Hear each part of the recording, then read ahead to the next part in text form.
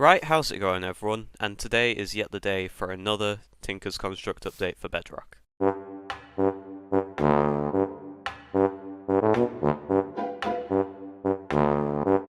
Alright, before we get into the showcase, please go support the original Tinker's devs like MDIO, Boney, Nightminer, and everyone else, because this add-on is built around everything they've done, and I'm just glad I'm the person that's able to do it. And also, 3,000 subscribers! Jesus Christ, I can't thank you guys enough for all of that. I mean, so in the future, I'm going to start making different kinds of videos, like the Evolution of Tinkers videos. I'm going to start making videos like that, so I hope you're all excited for it. Anyway, this is version 1.6. I hope the wait was worth it. I've had a lot of stuff going on, so I'm sorry about that.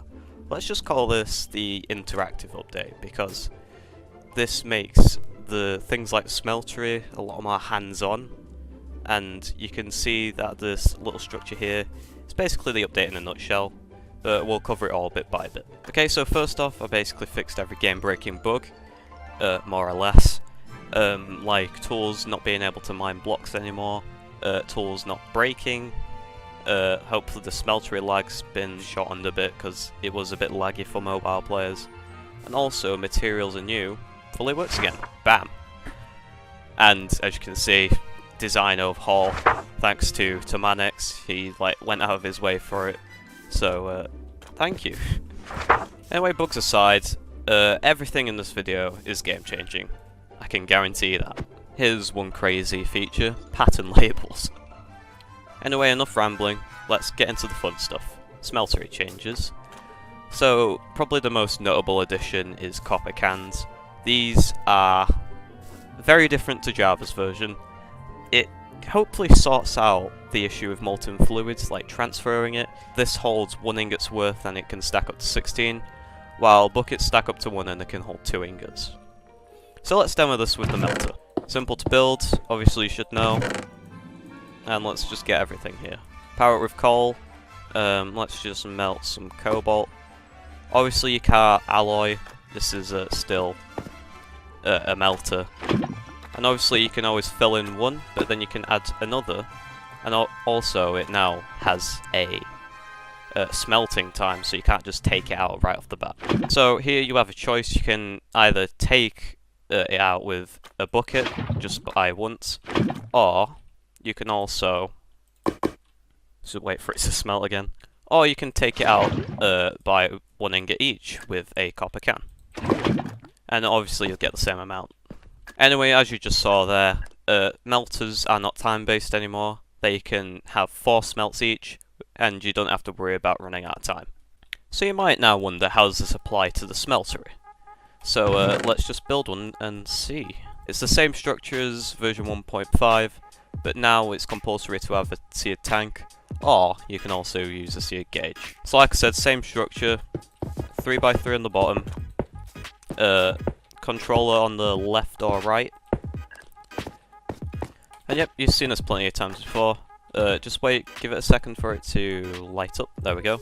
Obviously, what it just says there, fuel is 0 millibuckets. That's what that stands for. So what we can do is take some lava out of here, and then power it up. And if we crouch and right click, it says 1,000 millibuckets. So that's your fuel. That means you have 10 smelts each. 100 millibuckets of lava melts 1 ingot. Obviously there's no more crafting grid, now it's all interactive. How it works: interact with cobalt, for example. If I look in here, you can see that it's melting. Don't bother try breaking this. You can stand in it if you want, but once this smelts, you won't be. Because this will keep hurting you until you die. And as you see here, it's gone down to 900. So let's smelt another. And let's get some raw ardite, because now you can alloy like this.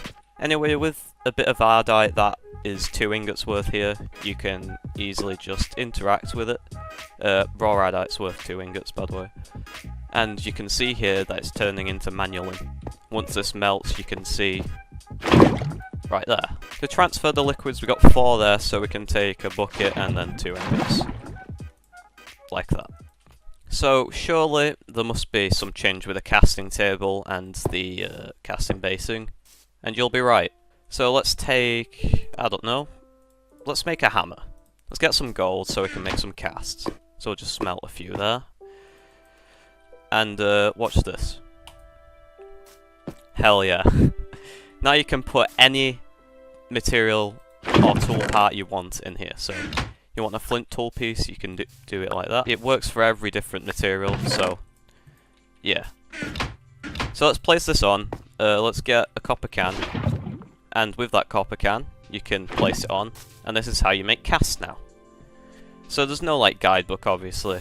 I think the materials in you gives you a pretty in-depth way on how to do it. But yeah, this is how you can make a new cast. We'll do the same for the large plates. There we go. And let's do one for the tool rods as well. There we go. Now we can make a full hammer out of metal. So let's just make a cobalt one. Just because it's probably the best one. Okay, we got 8 cobalt there. We just ran out of lava, so just simply pour it in again. Let's take... I'm going to take a bucket and a copper can because you can mix them together.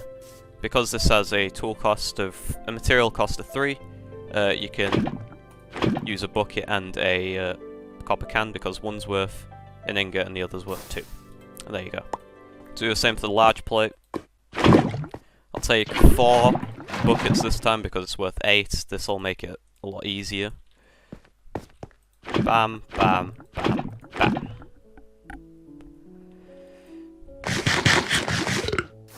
As you see, turned into a large plate, and we'll do the same for the large hammer.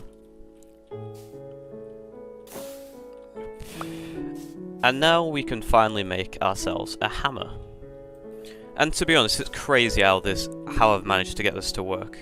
But I'd say thanks Seiko Baker for introducing me to this one component that makes this all possible. If you want to snoop around in my codes, you can obviously do that to see how it works, but yeah. So my point was with this, if you look at the material costs here, that's how many ingots worth of fluid you need to pour in. And hopefully the copper can and the buckets are much more helpful in this way. Now that we're done with the smelter, let's look at these new features. So here's one crazy feature, pattern labels. So if you crouch and right click when you've got a pattern on the stencil table, it'll tell you what pattern you've got. So tool rod, tool binding. So it just means so you don't have to break it every time you want to have a look at it. So it's a bit more intuitive. And now, punji sticks. One great addition in my opinion because it's like your own personal booby traps. If you stand on it, it'll give you slowness and it'll kill you basically. And I think it'd be useful for things like mob spawners. Next is brownstone, a greenish tinted block. Once I walk on it, you can see that I go a bit faster on it, which can be useful for walkways. And the recipe is simple as this: 3 sandstone, 2 redstone dust in that shape. You'll get rough brownstone from that. Smelt it in a furnace or blast furnace to get smooth brownstone. You can use that smooth brownstone in the stone core. And now let's talk about a feature that's been missing way too long in this add-on: slime slings and slime boots. So this is arguably like a key feature, I think, because it is really good for travelling. Because what the slime sling does, if you're not familiar, if I shot myself from here, it'll shoot me flying backwards in that direction.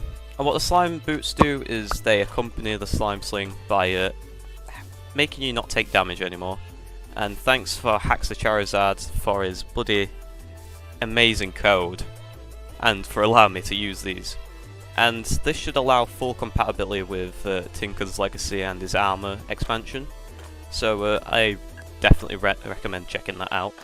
So let's just show you what it does, because I know you're dying to see it. So if I use the slime sling, it'll shoot me backwards like I said, and the slime boots will stop you from taking fall damage. Make sure you're not jumping or looking up, because that's not how the slime sling works. If you look down, it just shoots you upwards. And yeah. After so many requests of adding armor, I always said to everyone, I'm not going to add any features that aren't in Tinker's. But luckily, 1.18.2 actually added these 2 pieces of armor, traveller's gear, and plate armour. This is very early stage. It can be modified, but only for one modifier per armour piece. So as you can see, here's the different modifiers you can add. You can add diamond to every single one, which ups the durability, and it adds an extra armour point. Adding 2 redstone blocks to a chest plate that'll give you haste permanently until you take it off. Adding 2 blocks of redstone to leggings that'll make you speedy, so you get a little bit of a speed boost. And finally, if you want to spend the time getting rabbit feet, you can actually get jump boost. So I'll just show you, just for example. Place 2 rabbit feet next to here. And as you can see, I have permanent jump boost on these boots. So one exclusive feature of plate armor as well is embellishment. So what this means is you can make the armor look like it's made of iron, copper or manulin, but it doesn't change the material you need to repair it, so it's always cobalt.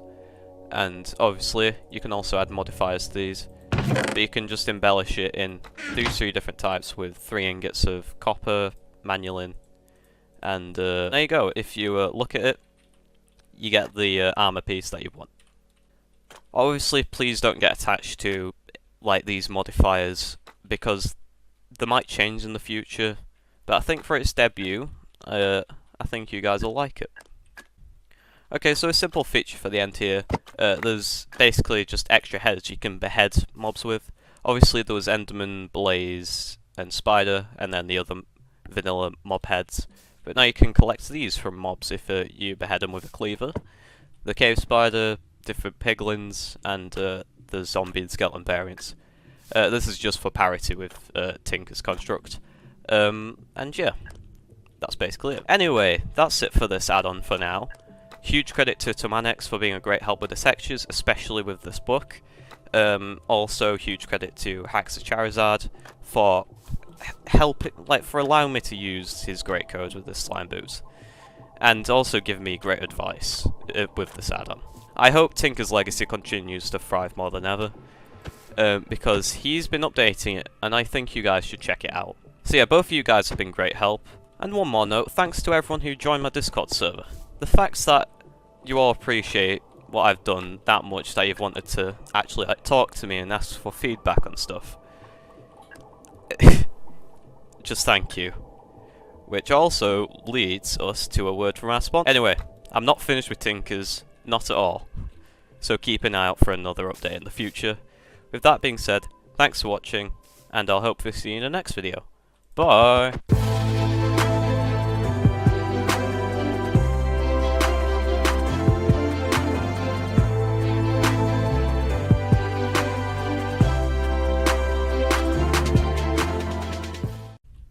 Wait, you're still here? Do you want a sneak peek for Tinkers 1.7?